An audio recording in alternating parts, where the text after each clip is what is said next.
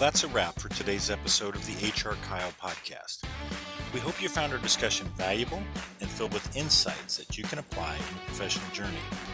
Whether you're a business leader aiming to foster a thriving workplace or a job seeker looking to carve out your own path, remember that HRKyle is the compass that can guide you towards success. If you enjoyed this episode, don't forget to subscribe, rate, and share it with your network. We're committed to being your trusted source for HR wisdom, and we look forward to having you back with us for our next episode. Remember, in the world of HR and professional growth, there's always room for progress. Be sure to visit our website at HRKyle.com. That's HRKyle.com to learn more about how we can help you meet your business and professional goals. So until next time, this is HR Kyle signing off. Stay motivated, stay informed, and keep reaching for those career goals. Music provided by bensound.com. That's bensound.com.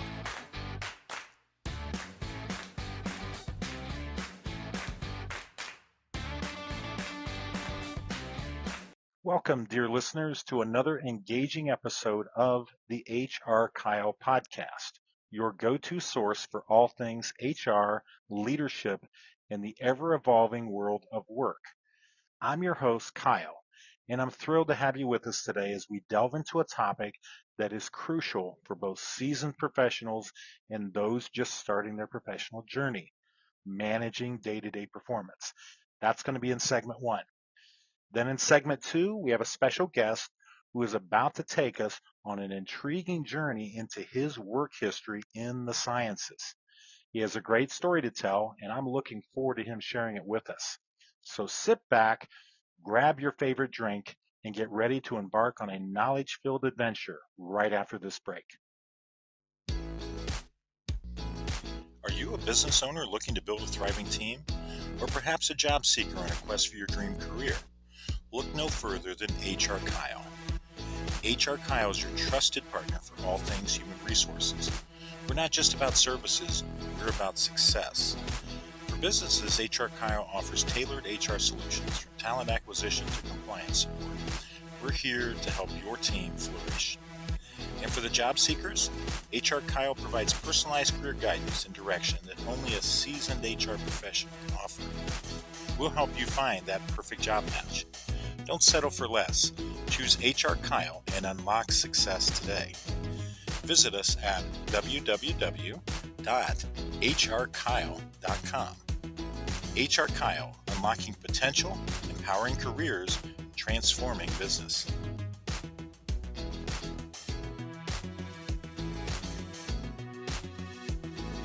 Welcome back to the HRKyle Podcast. I'm your host, Kyle.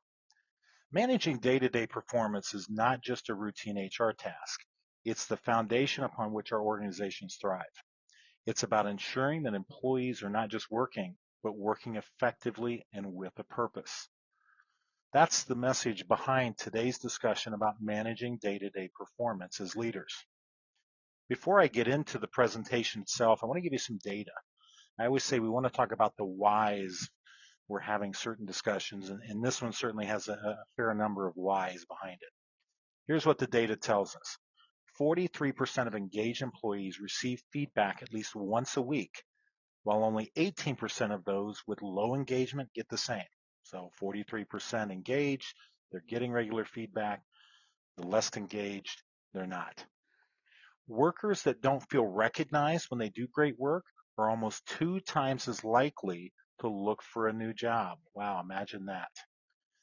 50% of employees were surprised with their rating during their annual performance review. And out of those, 87% were negatively surprised. Wow, what a great way to end your year, right? Organizations with continuous performance processes are 39% better at attracting top talent and 44% better at retaining talent. And then finally, one other stat for you to think about. Companies adopting continuous performance feedback, that's what we're talking about tonight, significantly outperform their competition at a 24% higher rate. So imagine your company and you're adding 24% additional revenue to your current totals. What kind of difference would that make? So here's what we know about day-to-day performance. It leads to increased engagement, increased morale, enhanced recruiting, better retention, and better company performance. So tell me again why we wouldn't want to do this. But I've got a couple more figures for you to think about. 67% of employees said they wanted more feedback, but 58% of managers think they gave enough, that they're giving enough. So help me understand that. 65% say they want more. 58% of managers say they're giving more than enough. There's a disconnect here, folks, and I got to side on the side of our employees. They want and need more feedback. Let's start off this discussion tonight by doing a little bit of a rewording on terms. And I've talked about this in a couple of other episodes, but I want to make sure I hit this at the beginning of this discussion tonight. We typically, when we talk about performance, we hear about negative feedback and positive feedback. Guys, let's get rid of those terms. Let's reword those. Here forward, let's talk about negative feedback, but we're going to call it corrective feedback. And when we're thinking about positive feedback, we're going to call it confirming feedback. Why? Because those descriptor terms don't matter. Negative, positive, that's not what's important.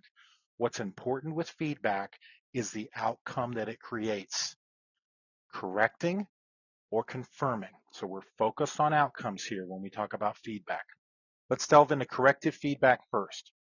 Leaders, keep this in mind, leaders are 2 times more likely to give confirming feedback, meaning what you're doing a good job at that. So you're confirming that what they're doing is what you want to see them doing. But get this, employees prefer corrective feedback, a 2-to-1 ratio. So they 2-to-1 prefer corrective feedback over confirming feedback. Why is that? One, they prefer to hear if they're doing something wrong, so they don't keep doing it, right? Nobody wants to play the fool. Hey, I'm doing this wrong. Please tell me if I'm doing it wrong. Don't let me continue to do this wrong. Number 2, they want the opportunity to correct their poor performance. Again, they don't want to look like a fool. They want to be seen as competent. You as leader, as supervisor, as manager, that is your role, at least part of it, to help that person maintain competency, feel competent, and feel rewarded. So give that corrective feedback, okay? One more stat for you. Only 12% of employees were surprised with corrective feedback. So what does that tell us? Corrective feedback, it's the supervisor who's afraid to give it. It's not the employee who's afraid to receive it. So we've got to be giving that corrective feedback. So how do you do that? There's got to be an effective way to do this, right? So I'm going to throw out an acronym to you, and I'm going to hold on just a second if you want to take notes on this. The acronym is FUEL, which stands for fuel. Each one of those letters has a meaning, and we're going to dive into those. And if it seems like, again, tonight we're moving a little quickly, we are.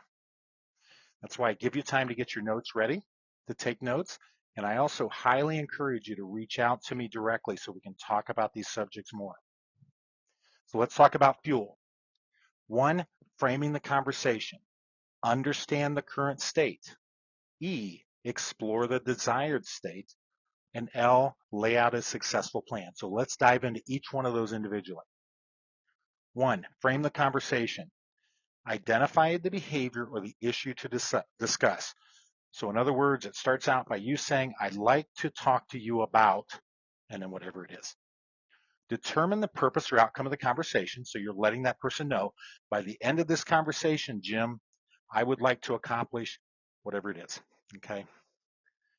Then agree on the process for the conversation. So Jim, here's how I thought we could proceed. And you're waiting for Jim to respond. So you're starting it out with, I'd like to talk with you about. By the end of this conversation, I would like to accomplish, and here's how I thought we could proceed. So that's framing the conversation. That's the F in fuel. Here's your U. Understand the current state. 1, understand the employee's point of view. Jim, how did you see this situation? Because we want to understand, why is Jim doing what it is he's doing? Determine the consequences of continuing on the current path. So here we get into the whys. I always say, know your whys. So Jim, by doing it this way, here's the impact on productivity or team morale or whatever it is. By doing it this incorrect way, here's the impact. Okay, so we're getting into the whys. And then offer your perspective because you're the leader, you're the supervisor, you're giving this corrective feedback. Let them know why you're doing this. Share some additional observations and really guide that person through the process. So that's your U. Your E, explore the desired state. So here you're talking about or discussing what success looks like. So Jim, when this process is going correctly, fill in the blank. This is what happens. Set goals and expectations together. Again, you're trying to get buy-in, you're trying to get understanding. So we asked Jim, where do we want to be with this? So in other words, how long should this take for you to master this or get this correctly or make this change? So Jim's buying into what it is we're talking about. Also be sure that you're discussing possible barriers. What is going to get in the way of this process running smoothly? So we might say something like, well, Jim, we know that these things could possibly get in the way. We know that we're tight on schedule. We know the supplies are sometimes limited. Whatever those possible barriers are, we're talking about those as well. So we have a full picture of what the situation looks like in the desired state. So let's talk about L. L is lay out a successful plan. So along with Jim, our hypothetical Jim in this situation, we develop and agree on an action plan and the timing.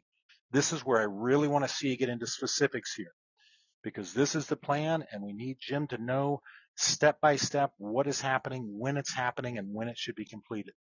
But again, it's a discussion, so it's not you laying down the law as much as you're talking it through with Jim. Determine the supports. Let Jim know that he has supports around him. So that might be you're asking a question. Jim, how can I support you as you're executing this plan? Who else can support you? Is training necessary? Do I need to have accountability partners involved in this? Do I need to set check-in points? So you're looking at all those supports that you need to provide to, again, hypothetical Jim in this situation to allow him to master whatever it is we're hoping to correct. And then definitely set your milestones for follow-up. And you're talking with Jim. You're saying, Jim, when should we touch base on this again? Let Jim have some input on that. We want his buy-in. We're not laying down the law. Ultimately, we want Jim to own this process. We want him to own his job. We want him to own his process. And we certainly want him to own his improvement. So that's the L in that process. So again, we talked about fuel, and I always like to say corrective feedback is the fuel, F-U-E-L, that drives this organization to success. So we talked about delivering corrective feedback. We said how important that was. We talked about that acronym FUEL. We worked through each one of those letters, and we gave you some examples. We still don't want to forget, though, about delivering confirming feedback. Why is confirming feedback so important? Because you're confirming what you want the person to do. Because if they're not getting feedback, there's going to be some question. Am I doing this right? Am I doing this wrong?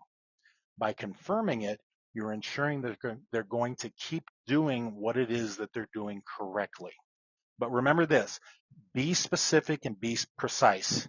There's a big difference between saying you're doing a great job on that and I really like how you laid this out and I like how you prepared this. I like the presentation of this data. I like how it looks. I like how you reached your calculations. There's a big difference between those two. Be specific, be precise. Highlight the employee's effort. Realize that that person is putting an effort into this process. They want to do well. People like to be recognized for doing well. Do we not? Of course we do. We all like that. So recognize that extra effort that they're putting in. Point out challenges that are faced. So often as supervisors, we overlook that. But I can assure you the employee's not. If they had hurdles that they had to overcome or difficulties or what have you to reach this state that they're in now and to deliver this level of performance that you're expecting and that you're confirming, let them know that you recognize what they had to do to reach this point. Maybe it's something like, yeah, I know this has taken you a while to master this, and I know you're really committed to doing this well. Let them know that. Do we not like to have that stuff recognized? Of course we do. Explain the impact. This gets into the why. I know I say that a lot, but it's so important. We like to understand the whys behind what we do. So isn't it great when you're giving that confirming feedback, if you let them know why the work that they're doing and the way they're doing it is so important? Maybe it's something that sounds like, gosh, by you being so efficient in executing these reports each month, that's allowing me to get data to upper management so we can make decisions quicker. It's letting them know too where their work fits in, but it certainly demonstrates an impact. And reinforce for the future. Again, you're confirming that work that they're doing. You're telling them doing it's right, but you want to make sure they keep doing it that way. They understand the importance of it, and you're confirming it. I'll give you a quick example. We've got hypothetical Sally here that we're talking to. Sally, I really like how you prepared those reports for this morning's managers meeting.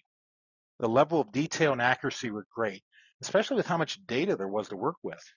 That really portrays our entire department in a positive light within this company. We'll be expected to provide these reports every quarter, and I'd like you to take ownership of these every time. I know I can count on you. Think about the power that is in those two sentences. And imagine your Sally getting that kind of feedback, how empowered you feel, how appreciated you feel. And you know what Sally's going to do? She's going to do even better next month on those reports. So one more thing when we talk about feedback, especially if it is corrective feedback, expect that employee to come back to you. You've given them the feedback, some period of time has elapsed. They're going to come back to you. Here's why. They had time to think about it, especially if they're an introvert. Many times with an introvert, if you're giving them feedback, they need to take it and, for lack of a better term, chew on it and digest it. And it's only after they've done that do they truly have a full picture of what you've said. Once they have that full picture, they may well and probably will bring the feedback up to you again because they've had time to think about it. The employee may come back to you because they need more clarification. You've given them feedback, but they've still got some questions. You want them to come back to you with that clarification. That means they want to do it well. They may have additional details. Remember when we were talking to them, we were asking them details around the circumstance. Now they've got more details that they thought of. The other thing, if it's corrective feedback especially, they may just want to apologize. They realize they've disappointed you. Maybe they've let you down. They want you to know that they're sorry for that. Addition to, another one to think about is with corrective feedback is they may well just want to save face. They're a little bit embarrassed that you had to provide them corrective feedback, and they need a little bit of a shot to their ego, and that's okay. Let that person know it's okay. This is correctable. I know you'll get better at it. Say those things. It's amazing how much that can buoy someone's attitude and their emotions. They may want to check with you too, and believe it or not, I've seen this many times. Check with you about the status of their job. They may have gotten that corrective feedback and think, God, this is it. I'm not doing a good enough job here. Is my job stable? Affirm that to them. Again, if it's relevant. If it's the same mistake over and over again and they truly are on the verge of job loss or job change, then don't sugarcoat it. But if that's totally out of the question, please affirm to them that no, I'm just hoping you to get better. You're not going to lose your job over this. Also, they like the feeling. Okay, remember I said before, 2-to-1 ratio. We like corrective feedback over confirming. So you've given them this corrective feedback. They're feeling better about things. They want to come to you one more time just to get a little bit more of a buoy from that because of the way you delivered it. You gave them some attention. You're telling them you want to invest in them. They like that feeling. Remember this too.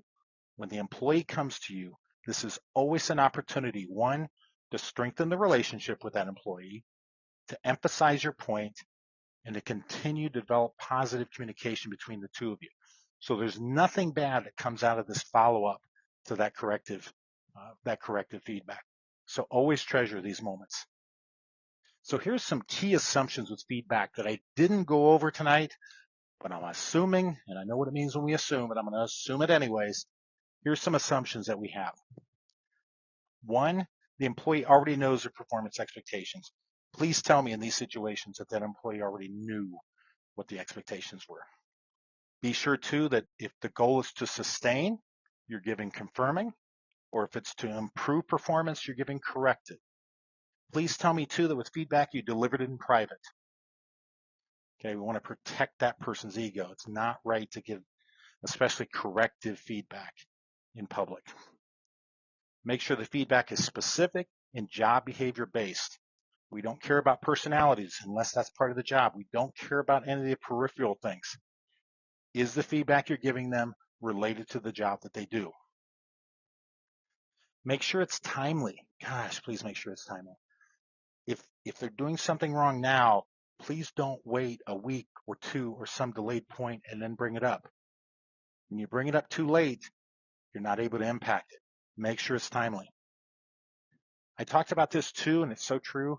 Make sure it's tangible. Make sure it's usable. Talked about specifics. I talked about following up, and I talked about all those things.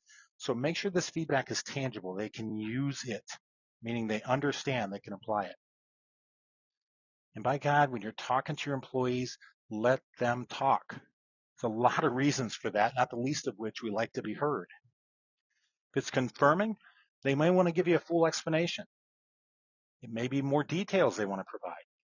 They also want to soak it up a little bit, what you're telling them. It's a good feeling to be told that you're doing a good job. So let them talk. And they may want to share other ideas. Wow, what an opportunity. You're doing this job really well, but you can also share information with me about other jobs that are happening in the group or in the department. So you're taking full advantage of that confirming feedback. And if it's corrective feedback, we have some key assumptions with that as well. The person wants to give an explanation. Here's why I did it this way. They're trying to help you understand. They want to own the solution. They've made the mistake, or they're doing something incorrectly, but they want to be part of the solution as well. So you're letting them talk to do that. They may want to provide more details, just like above. Here's why I've been doing it this way, or here's where this came from. And then it could be any other number of unknown reasons that they want some time to talk. So allow for that. Please allow for that. So here's what we talked about today, just to review the subject at hand. We talked first about changing the terms, making sure that they're results focused, right? We said they're corrective feedback and there's confirming feedback. In delivering corrective feedback, we said follow the FUEL acronym. We talked about what each one of those letters means, FUEL. We then talked about confirming feedback, and we said make it work for you, meaning you as supervisor, you as employee. Throughout this discussion, though, we said it was a two-way process. So this is a partnership between you as supervisor and that person's employee. We talked about some assumptions about feedback delivery. I gave you some examples where we could work through this, what the wording would sound like if you're delivering these messages. And then finally, we talked about some of the key assumptions there at the end about the person and allowing them to speak. Remember this, effective performance management is not just a task. It's a strategic approach to fostering a culture of excellence within your organization. That's why we talked about this today. For now, though, that's the end of segment 1. It's time for a short break. We're going to be right back for segment 2 very shortly, and I can tell you, we're going to have a really enriching discussion with our guest today. So stay tuned. We'll return after this. Are you a business owner looking to build a thriving team? Or perhaps a job seeker on a quest for your dream career? Look no further than HRKyle. HRKyle is your trusted partner for all things human resources. We're not just about services, we're about success. For businesses, HRKyle offers tailored HR solutions from talent acquisition to compliance support. We're here to help your team flourish. And for the job seekers, HRKyle provides personalized career guidance and direction that only a seasoned HR professional can offer. We'll help you find that perfect job match. Don't settle for less. Choose HRKyle and unlock success today. Visit us at www.hrkyle.com. HRKyle, unlocking potential, empowering careers, transforming business.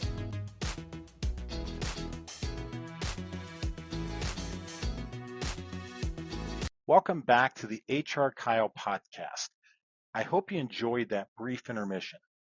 We're now moving on to our second segment, and I tell you, I say this every week, and it holds true every week. This is my favorite segment of the show every single week, and this week's no different. This is going to be just as engaging as segment one of the HR Kyle podcast today. Now, in this segment, we have the pleasure of hosting a special guest. His name is Don. Don's background is in the sciences, but like so many of our tenured guests, his story is certainly not linear. Don, welcome to the HR Kyle podcast. Hi, Kyle. Thank you. Thank you for having me. No, you're very welcome. Glad to have you here today. Don, before we get started and we talk a little bit, tell us a little bit about yourself. Okay, so I have a bachelor's and a master's degree in physics, and I really took the branch, the job, the career route to focus on working in industry. Most physicists might work in academia. I've been working in advanced manufacturing for about 34 years.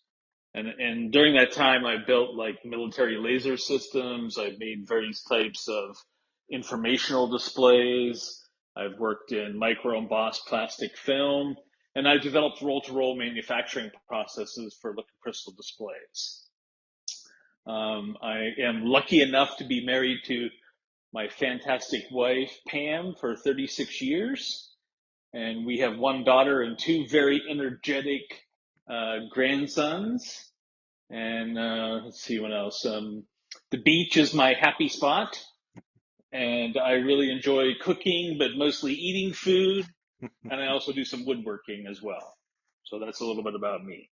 Oh, Don, that's fantastic. Again, we're glad to have you today. And as I led this segment off, you have such a unique background, and it was important to me as I was looking ahead a few weeks ago to guests that I have you on board, because I wanted our listeners to hear this story that you have to tell. And there's been a few decision points for you throughout your career, but when I look at your career just from my seat, I've seen you've worked for both large and small companies. For our listeners out there, what are some things to think about in considering a quote unquote large or quote unquote small employer? That's a good question, Kyle. Probably my career has been probably half at small companies and half at large companies. I kind of like working at a small company, and maybe that's because at a small company, your impact is felt daily. You don't have to, if you don't show up, things don't get done, and when you do show up, hopefully you're getting stuff done. That's the advantage of working at a small company. Certainly for a large company, you have a lot more resources, and not necessarily financial resources, but you can probably find someone that could help you with a problem if you work at a large company. I remember, trying to find an expert in a certain field when I worked at a large defense contractor. And sure enough, there was a guy who knew about, just very esoteric, out of the way kind of technology. So, resources, certainly more at a large company, but I like that daily impact you get from working at a small company.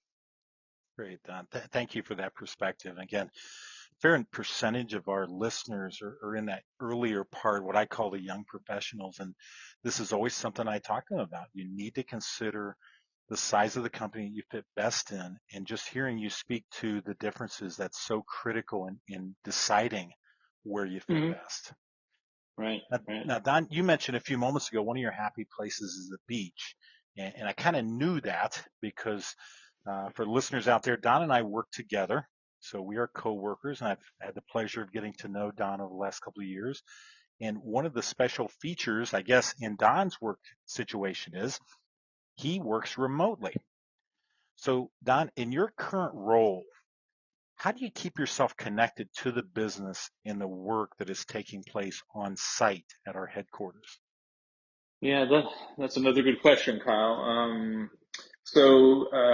I've worked for this same company for probably a little over 20 years, and I've only worked for them probably 2 years remotely. So in the 18 years, I guess, um, that was working in the office, at the headquarters. So from that experience, I understand kind of the inner workings of the company. I know who to talk to get things done. And, I can call them, I can call a person who can help me solve a particular problem right away. I know who to call. Also, I think, I have a really great team back at headquarters. They keep me informed on all sorts of stuff, what's going on there. Another thing I do working remotely to kind of keep kind of an informal record of, I have a list of all the functional and department names, and I kind of keep an informal checklist, a tally really, of how many times I've talked to each one during the week. I don't record it anywhere. I just have it, and I, check it off for the week, and then then I start over the next week. But it kind of just gives me a kind of visual picture of, hey, I did talk to, you know, manufacturing a bunch this week, or I talked to R&D, or I talked to legal, or accounting, or I haven't talked to anyone in HR for this whole week, kind of thing. So it's just something I do to kind of make sure that I'm communicating across the whole company. Don, that's some wonderful advice, and I'm glad you hit on that last point especially because, again, having worked with you the last couple of years, something that has absolutely stood out to me is your talent and skill at fostering and nurturing relationships with people who are at our headquarters. You're very adept at doing that, and to hear that you have a process behind it doesn't surprise me because I know it's something that you put effort into. And again, being on that other side, so to speak, we both know that that pays dividends for you. I've seen it. I've witnessed it firsthand in working with you, but I've also seen its effect Mm-hmm. with others. And for those who consider working remotely or it's something that you're doing now, that's one thing that I would highlight from what Don brought up, that it's definitely been a hallmark to his success in making that remote work. Well, thanks, Kyle. No, you're very welcome. Don, you mentioned 35 years. You've always been involved in technology at some point or another throughout your career. What changes have you seen in the technological world over the past couple of decades from just an employment standpoint? So, Kyle, now you're making me feel really old. You started so young, I know. I was so young. I remember when at my first job, we had like 8-inch floppy disk drives. I remember, the fax machine was like a high tech communication device. I remember when Windows first came out, on the computer, and I was like, what is that going to do? That won't change how I do my work at all. I think, now, of course, we have, podcasts, Zoom calls, ever always connected kind of mobile phones. But I think, all the kind of technologies have certainly changed. But I think the most important thing is to build those relationships with your coworkers, your management, and your customers. That's something that's never going to go out of style. Mm-hmm. How you kind of do your work and the tools, the technology tools that you use to do your work might change or probably will change, but like being able to build relationships and how to work with other people, how to lead other people, those things are not going to go out of style. Wonderful points. And glad you hit on that as well. It's not something that we've talked about a lot in our series yet, but just the value of those relationships. And we talked about that just a few minutes ago. And I've seen that as certainly a strong point for you being a remote employee. So I'm glad that you hit on that here, because you're right. Technology changes, but it's still about the people. Yeah, I think that's the core of what work is people working together. I hate to use that word again, but working together as a team. That's really how you accomplish things. Exactly. And how you do it, if you use a computer or a slide rule, doesn't really matter. But it's how you work with people that matters. Yeah, that's exactly right. I've said more than a few times. I mean, life itself is a team game. Yeah, Work, yeah, yeah, for work's sure. no different. Well, last question for you today, Don. You've had a long and successful career, a lot of accomplishments there. What have you learned about flexibility and resilience that you can pass on to our listeners? And I'll preface this a little bit more. Uh, Mhm. we've talked in each episode just about the ups and downs and some of the challenges that happen in our career, and we've certainly hit on more than a few times just that need to be resilient and to be flexible, and that's what leads to success. So, what would be some of the things that you've learned that you can pass on? I can think of a couple things, Kyle. Like the first would be, um, learn how to manage crises. I am at my best performance uh, when I either have a crisis at home, my home life, or a crisis at work. If I have a crisis in both places, I feel completely overwhelmed. Of course, I work hard not to have any crises at all at any time, because you never know when one is going to pop up in either the home life or work life. But I would say, for being resilient and kind of being able to move through problems, if you can manage your crises so you only have like one type, that's very helpful, or at least it is for me. Secondly, I think it's trust your gut. Hmm. Just this morning, I was going to this mini trade show it was about a 2.5 hour drive. I left my house at 5 a.m. this morning, and because I wanted to get there when it started, and about 15 minutes from home, traffic on the interstate drove, to a complete halt. Hmm. There, Waze was telling me that there was some accident ahead, sat in traffic for 2 hours. Oh, And as soon as traffic cleared, I was like, well, my gut is saying I didn't really get too far on this journey. My gut is telling me I should just go home and, work from home today and just, forget about this little trade show thing. And that's what I did. I trusted my gut. I got a lot of stuff done because I was planning on being out of the office. hmm. So, I was able to just work through a bunch of different things. And,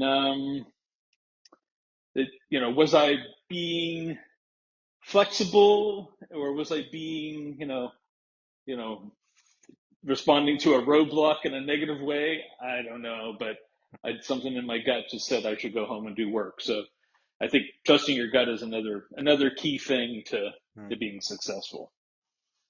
Great advice. Well, folks, that brings us to the end of our second segment, and unfortunately, the conclusion of this episode of the HRKyle podcast.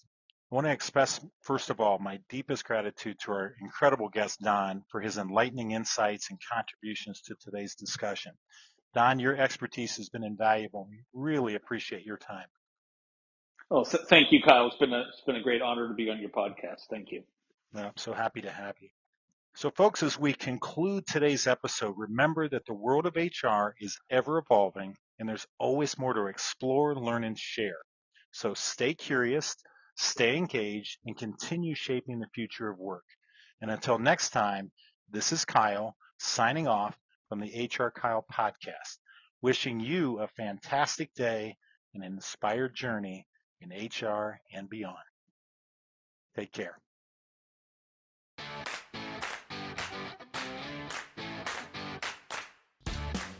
Well, that's a wrap for today's episode of the HRKyle Podcast.